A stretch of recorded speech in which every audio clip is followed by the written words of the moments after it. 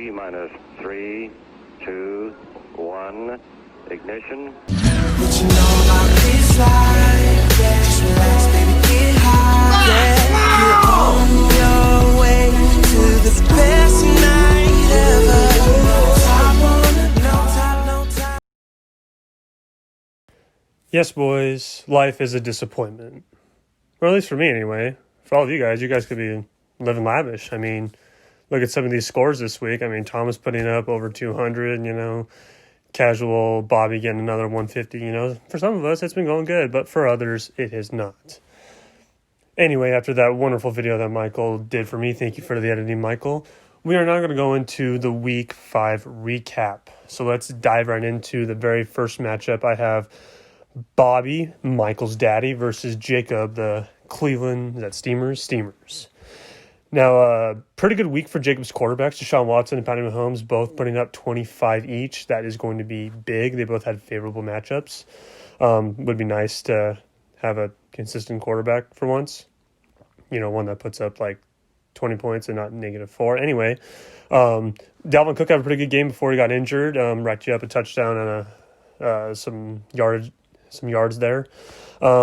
Le'Veon Bell sadly was released today, and I'm so glad I traded him to you. Even if I did pick a player that went out for the season, I'm glad that happened.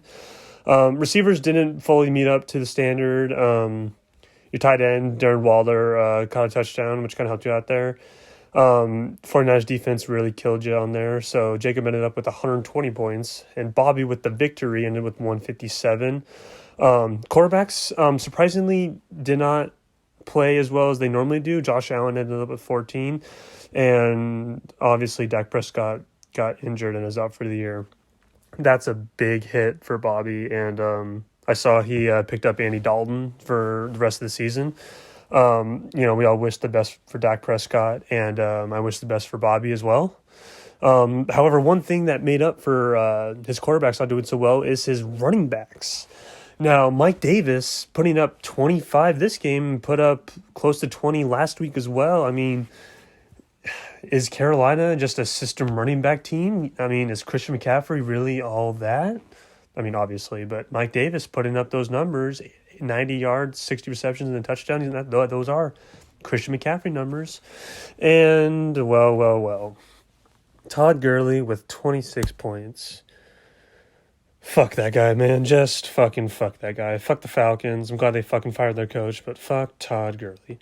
I traded for Todd Gurley last year, and I believe I gave up a first-round pick for him. I know. What an idiot. And then I'm like, you know what? I'll trade him to Michael, who then trades him to Bobby. And you know what? Todd Gurley's off my hands. Anyone can play him. 14 carries, 121 yards, a touchdown, 4 receptions, 30 yards. Swiftly moving on. Your receivers, one of them performed great, one of them performed okay. DeAndre Hopkins had one of his best games of the year, hauling in 131 yards. Amari Cooper, I think that Dak injury kind of affected him as well, only getting you 3. Mark Andrews, being the old reliable tight end, caught another touchdown for you. And Browns defense and Carlson and Carl, each combining for around 13 to 10 points, helping you out there. Final score of that one was 157.26 to 120.38 in favor of Bobby. All right, next game we got Connor and T-Bay's daddy, Michael, and Taco, Finley. Finn edged out Michael here. Russell Wilson and Gardner Minshew got him 20 apiece. Again, must be nice that quarterbacks actually score above 0. Anyway, your running backs performed a little bit under expectations this week. Nevertheless, you still got the win. Kareem Hunt taking over Nick Chubb's role. Really good that you had him as well as a backup. It's been working out for you. Tyler Lockett has significantly been missing targets because Russell Wilson is sadly favoring his much stronger, much taller, and much better receiver, DK Metcalf. So Tyler Lockett will be a watch this season to see, I don't know, who Russell's feeling like throwing it to. Calvin Ridley, number 1 receiver in the NFL, again, giving you 136 yards. Too bad he has such a shitty quarterback throwing it to him, but hey, if it gives you points, boom. So Calvin Ridley giving you Travis Kelce being the best tight end in the NFL, giving you another 100 yards and a touchdown. Always reliable. Joe Mixon, surprisingly, only having 12 points still. That's really good for a flex position, considering he didn't have the best of games with 24 carries. And Justin Tucker, old reliable, gave you 9, and that made you total up to 146.82. Michael Sullivan picked up Danny Dimes. Very questionable decision there, considering he sucks, and he was on my team, so the curse is just with him forever. However, Teddy Bridgewater had a great game for you, 300 yards, 2 touchdowns. Yeah, running backs was definitely a question. I know Leonard Fournette and Christian McCaffrey are both kind of banged up right now. Regardless, you played Singletary and Gibson, who combined for a total of just over 10 points. Though that'll need improvement if he wants to get a shot at the championship this year. His receiver, Tyreek Hill and Cooper Kupp, combined for around 25 points. Underperformed a little bit, but Tyreek Hill still got you a touchdown in that Las Vegas game. Jones from the Buccaneers got you 17, 106 yards. That's what you want to see out of a running back. So regardless if Leonard Fournette's out, you still have Jones in there to give you 100 yards. And Rams defense giving you 15. So that score is 146.82 to 112.70. Next matchup, we have Pele Zavanel, V2, I believe, Connor, and Ass Kickers United, Cam Ferguson. I believe this was the lowest combined game this week. Connor's team underperforming a little bit. Lamar Jackson only getting 12 points. Gosh, I couldn't tell you the last time Lamar Jackson got under 20 points, or at least like it's been a long time. So yeah, he only got 12 points that week, and Joe Burrow only getting you 1.3. They played each other. It was bound to happen. You know, one quarterback's going to get the edge, the other one's going to have less plays, but. Yeah, so quarterbacks underperformed this week. Same with Edwards-Helaire. Only got 10 carries that game, got 40 yards receiving, 40 yards rushing and receiving. So it's not the worst week he's had, but good to see that he's still getting those targets and rushes. Josh Jacobs ended up pulling big for you at the end of that game, getting 23 carries for only 77 yards, but he did find the end zone twice, giving him 20-plus points. DJ Chark kind of underperformed as well. Allen Robinson is up there in receivers this year, racking up the yards and the receptions, giving you a nice 14 points there. Evan Ingram, I know you dropped him. He got a touchdown, probably his best game of the year. Probably will be the best game of the year, considering that he has Danny Ducks throwing to him. Jonathan Taylor, oh man, Jonathan Taylor, you magnificent man. Another touchdown this week. Indianapolis is going to keep feeding him the rock because Phillip Rivers is garbage. And your kicker and the Colts D combined for a nice 25 points, leaving you 110 this week. Ass Kickers United got the dub here, scoring 127. Big Ben having a big week with 3 touchdown passes. Same with Tom Brady. Not his best week, but, you know, still decent, 250 yards and touchdown. The reason I say it's decent is because my quarterbacks combined for 1 point. So if I can get 13 out of a quarterback, that is a win. Alvin Kamara doing what he does. It's kind of easy when you have a receiver that gets,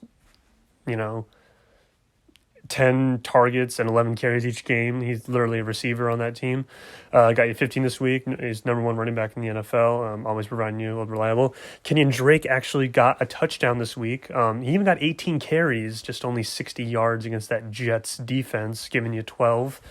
Kenyon Drake's kind of have a down year. I think this was his best game yet, so hopefully things are looking up for Kenyon Drake. Juju Smith-Schuster just had so many targets taken away from him by Claypool, who ended up having, 4 touchdowns. Who knows the future for Juju? I saw he was traded today to Connor, so I hope, Cam, you get value out of that 7th rounder, and I hope Connor Juju gets a little bit better. Wish the best for both of you. Hollywood Brown got you a nice 17 points this week, 77 yards and a touchdown, so hats off to him. Tyler Higbee did not do you well, only 2 targets, 2 receptions, and 12 yards for those 2 points. And Greg Zuerlein played awesome for you, and so did Darius Slayton, who got 130 yards passing from the Giants. So Cam ended up with 127.78 and getting that done. And for the final game, we have Privileged Little Bitch, which is Thomas versus the Kiss of Death, a.k.a. Hydra Tic Tacs, myself. And before I rave about how good Thomas's team, let me just rave about how terrible my team is. So Jimmy G.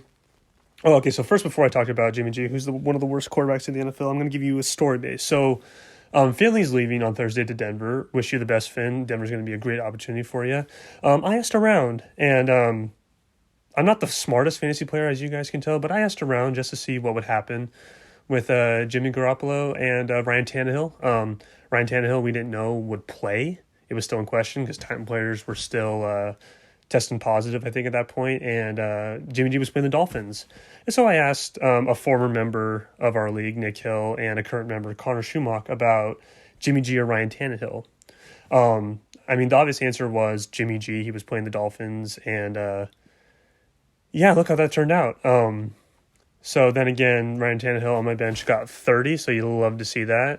Traded 2 picks for him, and he's just stuck on my bench with 30 points, so that was kind of smart.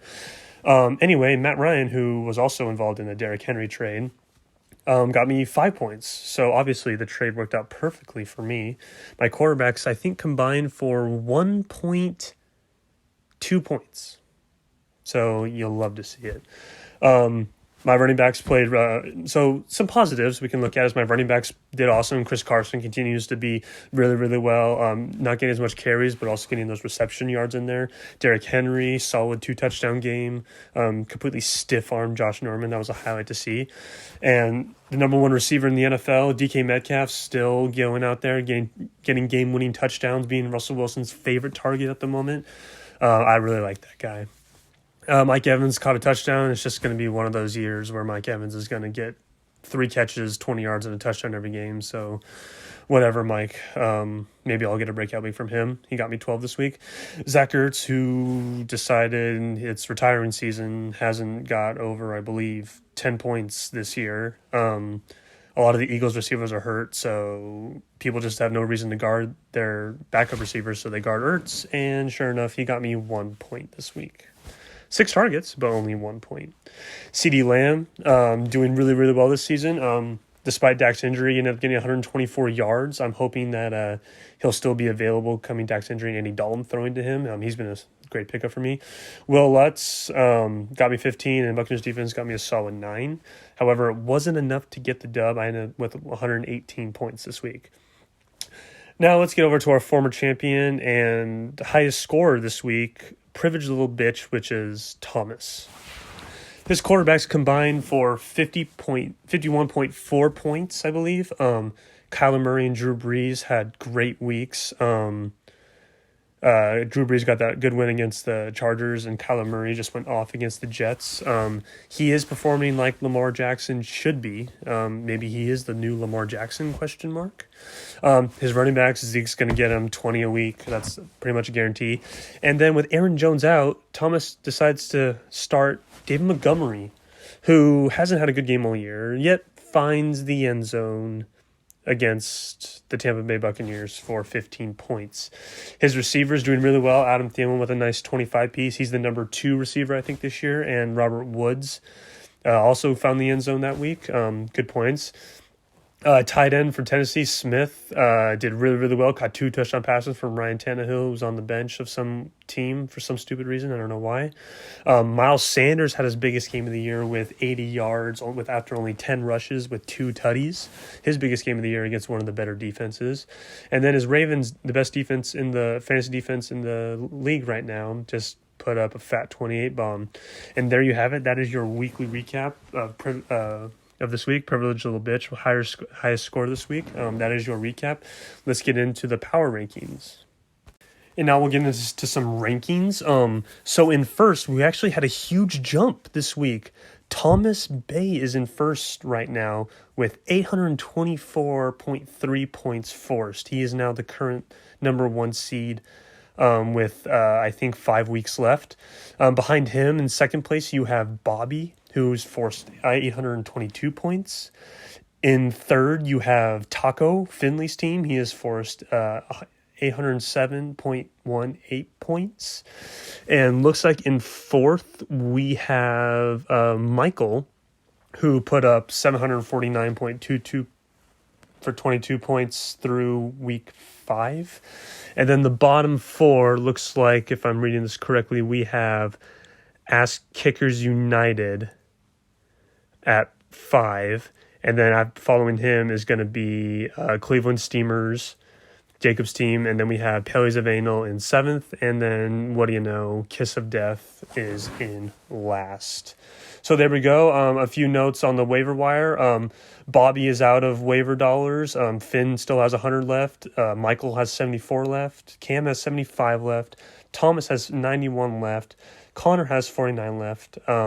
Jacob has $81 left, and I have no dollars left.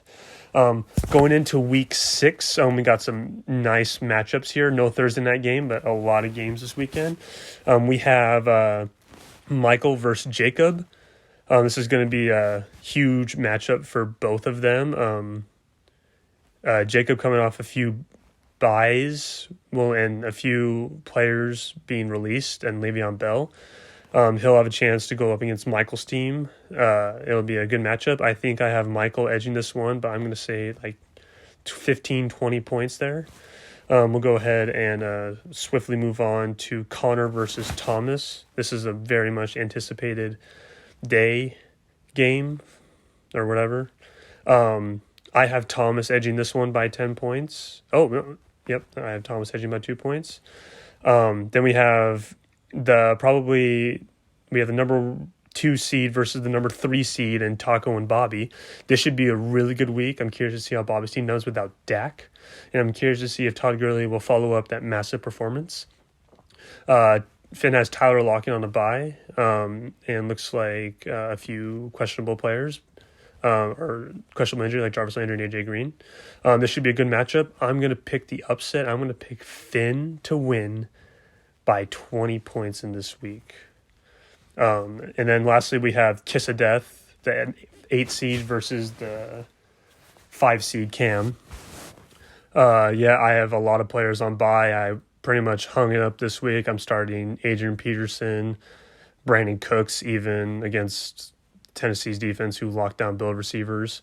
So it looks like I'm honing in this week. Huge bummer, but that's the way bye weeks work. DK Metcalf, Will Lutz, and Chris Carson are out. Cam also has some players on bye and some players that get DUIs. So this will be an interesting matchup. I'm going to predict Cam to win this one by 10. And that is your weekly preview. And until next week, good luck everyone to week 6. And hopefully none of our players get injured. And until next time.